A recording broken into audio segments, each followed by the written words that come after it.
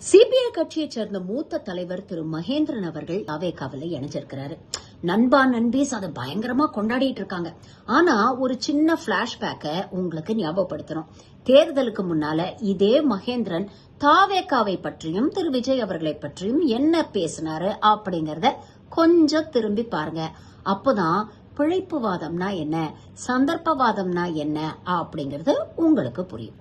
தமிழ்நாட்டை பொறுத்த வரைக்கும் விஜய் புதிய அரசியல் கட்சி தொடங்கி தான் முதலமைச்சர் அப்படிங்கிற கனவுல இருக்காரு. முதலமைச்சர் ஆகிருவேன் அப்படின்னு சொல்றாரு. இந்த மக்கள் கூட்டத்தெல்லாம் பார்க்கும்போது பெருவாரியான கூட்டங்கள், அதாவது பாரம்பரியமான அரசியல் கட்சி தலைவர்களுக்கு இல்லாத கூட்டம் விஜய்க்கு இருக்கு. அப்படி இருக்கும்போது அவர் முதலமைச்சர் ஆகிருவாரா?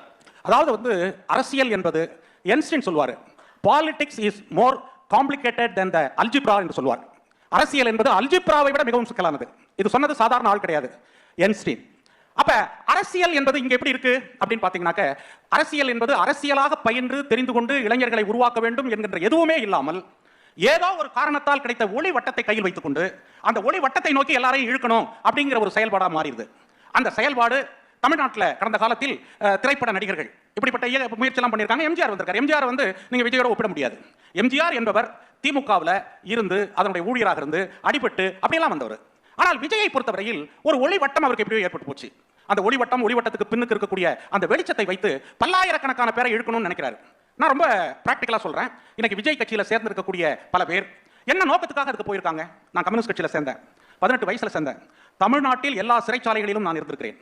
தமிழ்நாட்டினுடைய எல்லா போராட்டங்களிலும் நான் பங்கு பெற்றிருக்கிறேன். எனக்கு 73 வயசாகுது. இன்று வரை ஒரு சமத்துவ அரசியலை தமிழகத்தில் உருவாக்க வேண்டும், இந்தியாவில் உருவாக்க வேண்டும், மானுடத்தில் உருவாக்க வேண்டும் என்பதற்காக உழைத்துக் கொண்டிருக்கிறேன். ரொம்ப மகிழ்ச்சி. எனக்கு முதலமைச்சர் வேண்டியதில்லை, எம்எல்ஏ வேண்டியதில்லை, எம்பி வேண்டியதில்லை, எதுவுமே வேண்டியதில்லை. ஆனால் I have a space to work the people.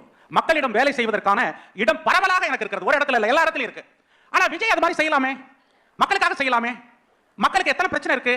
அதுக்கான ஒரு அமைப்பை உருவாக்கி இளைஞர்களை தயார் பண்ணி ஒரு காந்தியடிகள், அங்கிருந்து காந்தியடிகள் இந்தியாவுக்கு வர்ற போது காலடி எடுத்து வைப்பதற்கு கொஞ்சம் நிலமும் வெளிச்சமும் போதும் என்று சொன்னார். அப்படி செய்யலாமே. வந்தா டைரக்டா நான் வந்தா அந்த முதலமைச்சர் நாற்காலியில தான் உட்காருவேன்.